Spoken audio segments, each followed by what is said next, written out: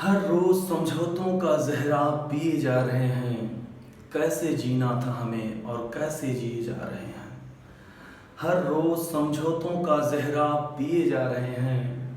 कैसे जीना था हमें और कैसे जिए जा रहे हैं। दिल भी कमबख्त जैसे किसी मुफलिस का लिबास। दिल भी है कमबख्त जैसे किसी मुफलिस का लिबास।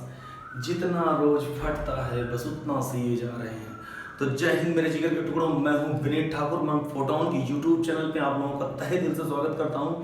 और वीडियो शुरू होने से जस्ट पहले मैं रिक्वेस्ट करना चाहूँगा कि प्लीज़ मेरा वीडियो को लाइक करो, शेयर करो और चैनल को सब्सक्राइब करो। अगर आप इस क्रांति में नए हैं तो उस लाल वाले बटन को दबा करके घंटी को जरूर दबाएं जिससे नोटिफिकेशन ऑन हो जाए।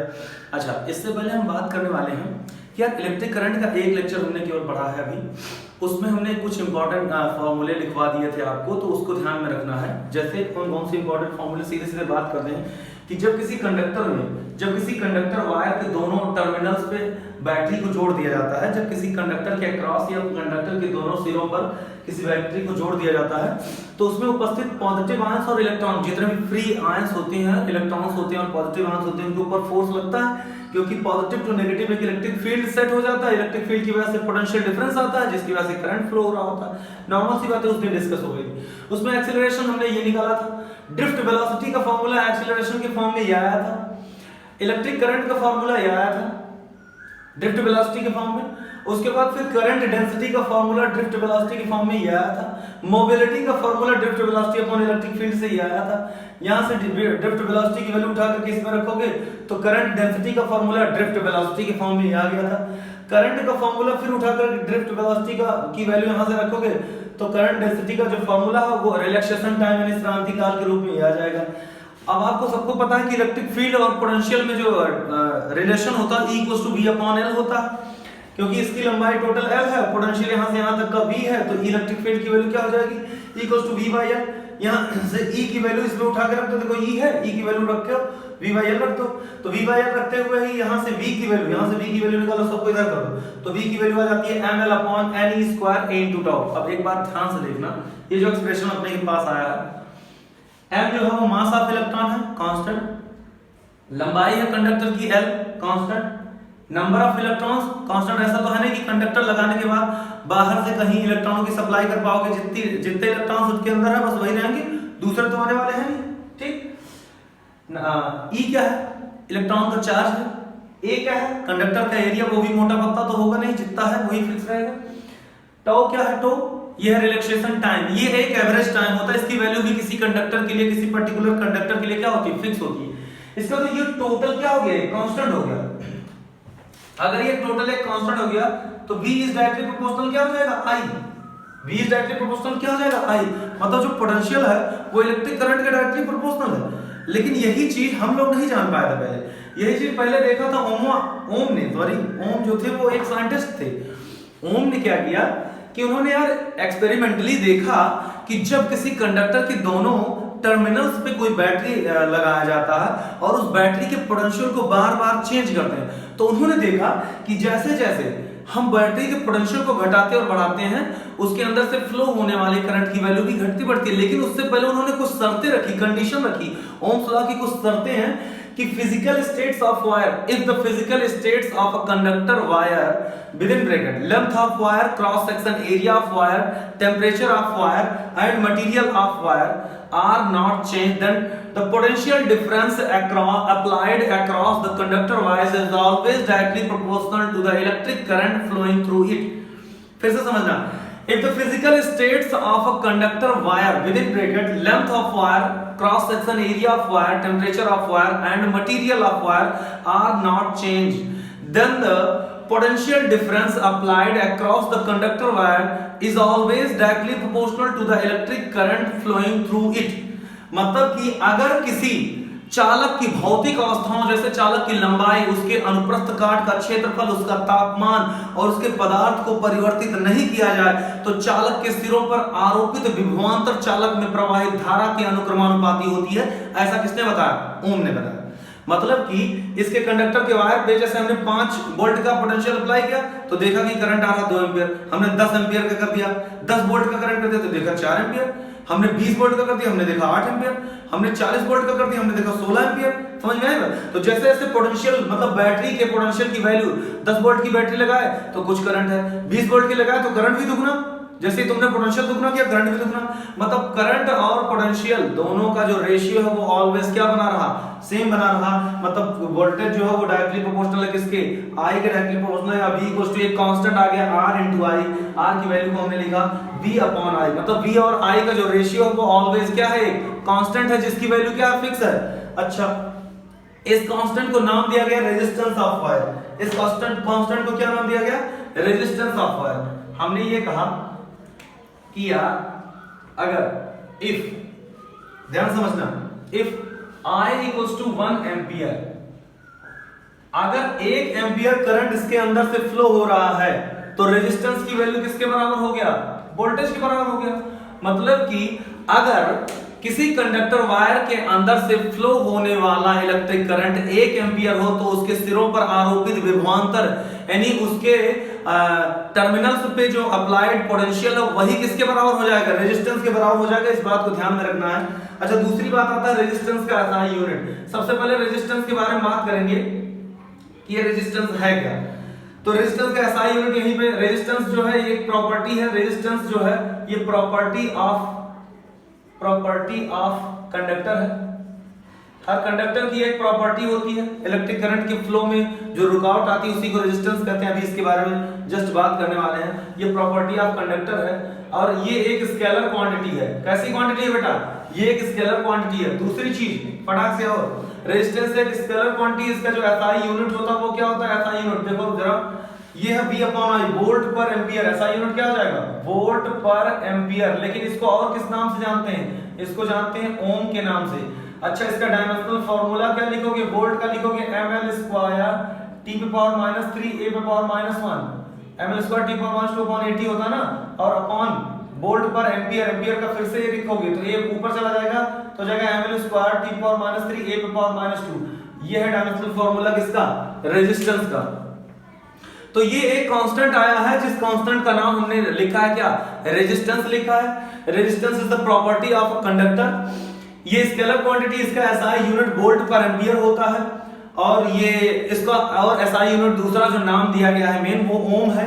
Dimensional formula ml square t power -3 a power -2 होता है। समझ में आ रही बातें। ओम का नियम ये कहता है कि जब किसी कंडक्टर वायर के दोनों सिरों पर कोई बैटरी से विभवांतर अप्लाई किया था और विभवांतर की वैल्यू को लगातार बदला जाता है, पोटेंशियल डिफरेंस की वैल्यू को लगातार चेंज करते हैं, तो उसमें से फ्लो होने वाला इलेक्ट्रिक करंट भी चेंज होता है। और वो ऐसे चेंज होता है कि जब पोटेंशियल बढ़ाया जाएगा तो करंट भी बढ़ता है और पोटेंशियल घटाया जाएगा तो करंट भी घटता है। इसका मतलब ये है कि पोटेंशियल डिफरेंस जो अप्लाई किया गया वो ऑलवेज फ्लोइंग करंट के डायरेक्टली प्रोपोर्शनल है।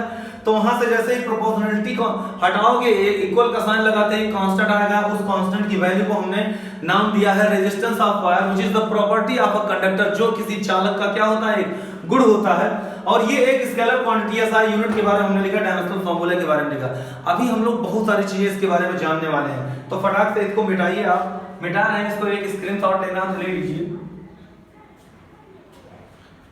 जब से होने लगे, मिटा दें, सिकवे हैं।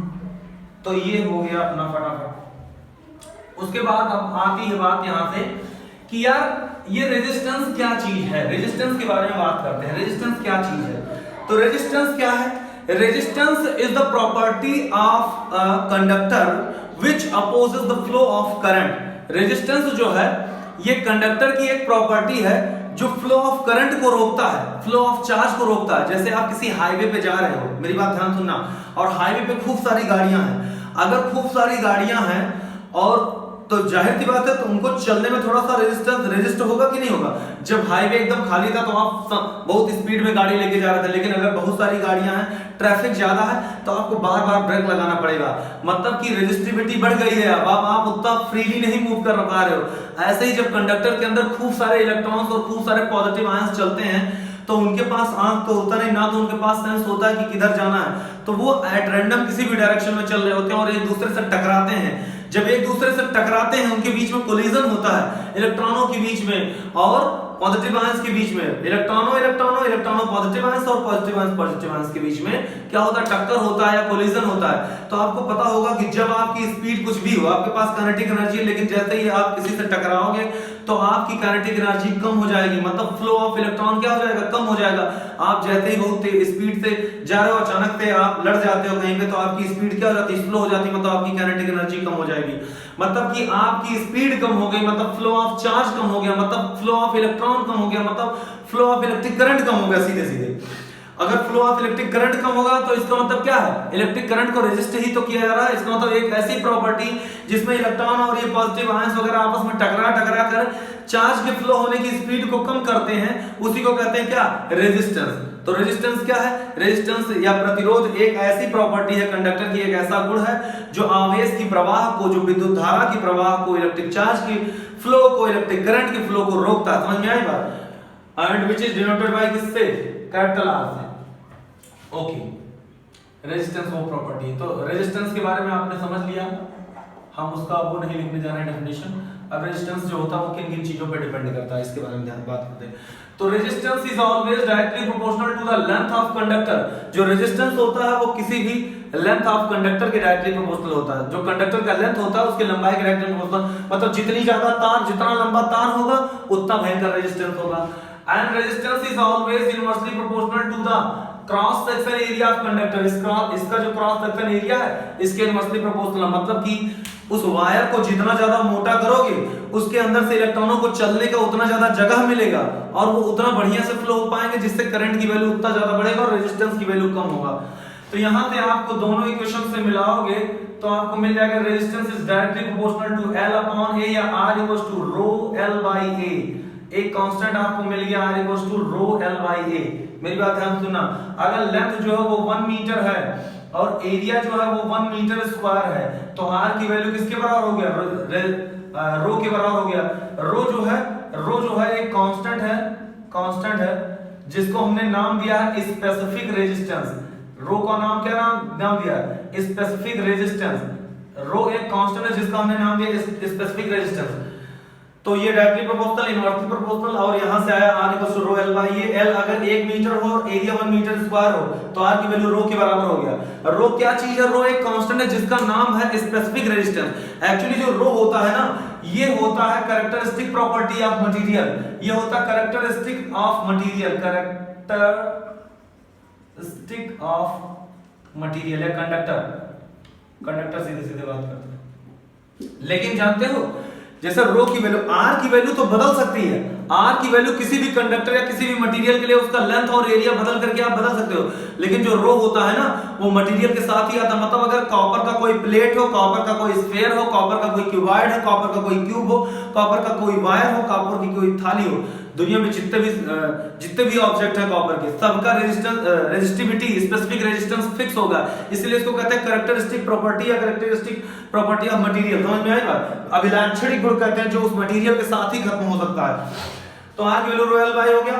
तो यहां से सीधे सीधे आप कह सकते हो कि अगर एक कंडक्टर ऐसा लो जिसका लेंथ यूनिट और एरिया, मतलब यूनिट लेंथ और यूनिट एरिया के कंडक्टर का जो रेजिस्टेंस होगा वही उसके किसके बराबर होगा, रेजिस्टिविटी के बराबर होगा, स्पेसिफिक रेजिस्टेंस के बराबर होगा।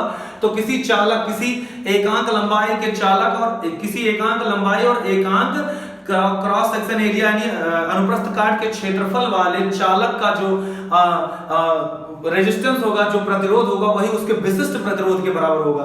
तो जो स्पेसिफिक रेजिस्टेंस है वो उस कंडक्टर के रेजिस्टेंस के बराबर हो जाएगा जब उसका यूनिट लेंथ जो है वो यूनिट हो, मतलब 1 मीटर हो, और एरिया वो भी यूनिट मतलब 1 मीटर स्क्वायर हो। समझ में आ रही बात है? तो फटाफट इसको लिख लीजिए आप, उसके बाद बात करते हैं और 1 2 3। अब आती है बात यार कि limitations of Ohm's law. Ohm's law पढ़ तो लिया हमने, लेकिन अपने को यह भी जानना चाहिए ना कि ओम्स लॉ जो है वो फॉलो होता है कि नहीं। तो लिमिटेशंस ऑफ ओम्स लॉ, ये सबसे इंपॉर्टेंट बात है। लिमिटेशंस मतलब कमियां क्या है।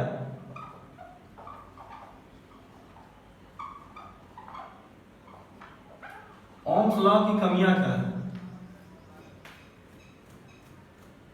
यार? एक तो पता नहीं क्या हो गया है, मार्कर रात भर खुला ही पड़ा था मुझे लगता है। तो ओम्स लॉ की कमियां क्या है यार? ओम्स लॉ जो है ना, पहला पॉइंट देखो, ओम्स लॉ ये कहता है कि V always directly proportional to होगा I, लेकिन ये एक एक्सपेरिमेंटल रेंज तक ही सत्य है। एक्सपेरिमेंटल रेंज तक सत्य है का मतलब ये है, जैसे ओम ने जब एक्सपेरिमेंट किया था तो उन्होंने एक्सपेरिमेंट में देखा था कि भाई जो पोटेंशियल है वो डायरेक्टली प्रोपोर्शनल है किसके? इलेक्ट्रिक करंट, जो इसके अंदर से इलेक्ट्रिक करंट फ्लो हो रहा है उसके डायरेक्टली प्रोपोर्शनल है। लेकिन ओम ने बाद में ये भी देखा कि जब हम पोटेंशियल की वैल्यू को बहुत ज्यादा बढ़ाते हैं तब ये ग्राफ ऐसा नहीं होता। एक्चुअली में देखो, ओम्स लॉ के हिसाब से जो ग्राफ होना चाहिए वो ऐसे होना चाहिए, V और I के बीच का जो ग्राफ है, क्योंकि V IR अगर आप बता रहे हो तो ये y बराबर mx टाइप का ग्राफ है। लेकिन जैसे ही आप पोटेंशियल को हाई ले लेते हो ना, मतलब कुछ हाई पोटेंशियल के ऊपर जैसे ही आप जाते हो तो ये ग्राफ जो होता है ना वो उस तरीके का फॉलो नहीं करता, ये धीरे धीरे ऊपर ऐसे उठने लगता है। तो ओम्स लॉ जो है बहुत ज्यादा हाई पोटेंशियल के लिए सत्य नहीं है। जब 300, 400, 500 वोल्ट से ऊपर आप जाने लगते हो तब ओम्स लॉ जो है उसका ग्राफ लीनियर नहीं रह जाता। अगर लीनियर नहीं रह गया तो इसका मतलब वो रिलेशन भी तो सत्य नहीं है, V is directly proportional to I वाला, वो तो कर्वी लीनियर हो गया। देख लो आप ओम्स लॉ के ग्राफ में। तो पहला जो लिमिटेशन है वो ये है कि ओम्स लॉ जो है वो केवल लो वोल्टेज पे ही मान्य है, हाई वोल्टेज पे ओम्स लॉ को अप्लाई नहीं कर सकते हैं। और ऐसे कंडक्टर्स जो ओम्स लॉ को फॉलो करते हैं उनको ओमिक सर्किट्स कहते हैं या ओमिक कंडक्टर्स कहते हैं, और ऐसे कंडक्टर्स जो ओम्स लॉ को फॉलो नहीं करते हैं उनको नॉन ओमिक कंडक्टर्स कहते हैं। उसमें से मैक्सिमम जो मेटल्स हैं वो ओम्स लॉ को फॉलो करते हैं, बाकी बहुत सारे ऐसे लोग हैं जो ओम्स लॉ को फॉलो नहीं करते, उनके बारे में बात करने जा रहे हैं। तो ये पहला हो गया कि मतलब बहुत ज्यादा हाई वोल्टेज पे ओम्स लॉ फॉलो नहीं होता, इसका ग्राफ बनाना हो तो बना लेना।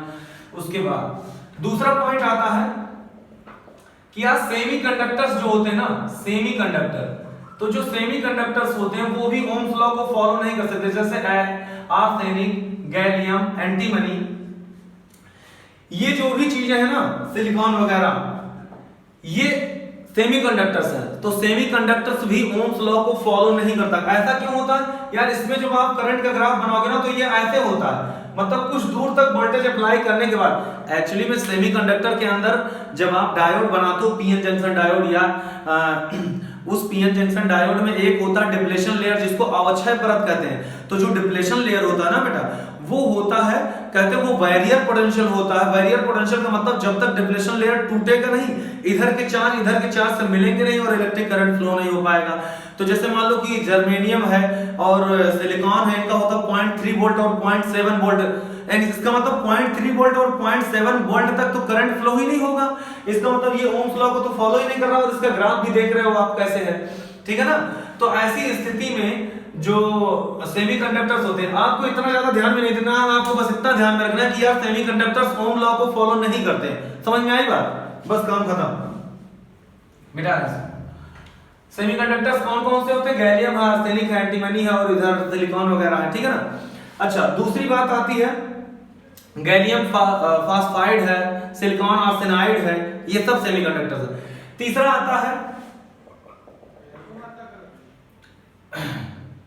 एसिड बेस सॉल्ट, जिसको कहते हैं क्या, इलेक्ट्रोवैलेंट कंपाउंड्स जितने भी होते हैं। इलेक्ट्रोवैलेंट कंपाउंड्स का मतलब होता है जो एसिड बेस सॉल्ट होते हैं या जिनका सॉल्यूशन बनाया जाता है, इलेक्ट्रोलाइट जिसको कहते हैं, या विद्युत अपघट्ट कहते हैं हिंदी में, इलेक्ट्रोलाइट कहते हैं इसको, इलेक्ट्रोलाइट कहते हैं, या इसको हिंदी में कहते हैं विद्युत अपघट्ट। मतलब जैसे मान लो कॉपर सल्फेट है, इलेक्ट्रिक सेल जब आप बनाते हो इसमें जिंक का एक रॉड डाल देते हो तो क्या होता है, जिंक के रॉड से इलेक्ट्रॉन्स, जिंक आयंस जो होते हैं वो सॉल्यूशन में आते हैं, यहाँ से कॉपर सल्फेट आपस में टूटता है, दुनिया भर की चीजें होती है, पोटेंशियल डिफरेंस आता है। अगर दो क्षार आपस में डालते हो, यहाँ से जिंक जाकर के धीरे धीरे कॉपर को अलग करता है, सॉल्यूशन को नीले से दूसरे कलर में चेंज करने लगता है, वो सब चीजें होती। लेकिन मेरे बात करने का मतलब यह है कि अगर इसमें जो है वो बना दिया जाए, मतलब दो इलेक्ट्रिक सेल बनाया जाता है जब, तो इलेक्ट्रिक सेल जैसे ही आप बनाते हो,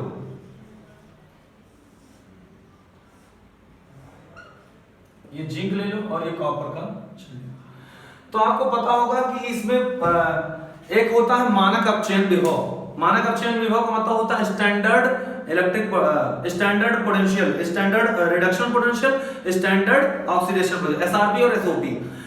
इनकी वैल्यूज होती है, कुछ फिक्स वैल्यूज होती है। जब तक कि स्टैंडर्ड ऑक्सीडेशन पोटेंशियल से ज्यादा पोटेंशियल अप्लाई नहीं होगा, उनका ऑक्सीडेशन होगा ही नहीं।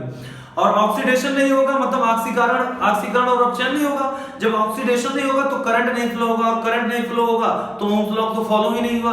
मतलब कि मान लो किसी का ऑक्सीडेशन पोटेंशियल है 0.5 वोल्ट और आपने 0.4 वोल्ट का पोटेंशियल अप्लाई किया इसका मतलब तब तो करंट नहीं आएगा। लेकिन उस हिसाब से तो ओम तो ये कहते हैं कि V is always directly proportional to I है। अगर V को आपने 0.4 वोल्ट लिया हुआ है तो करंट कुछ ना कुछ तो आना चाहिए, जीरो तो नहीं होना चाहिए ना करंट, लेकिन इसमें तो जीरो होता है। इसलिए जितने भी इलेक्ट्रोलाइट होते हैं वो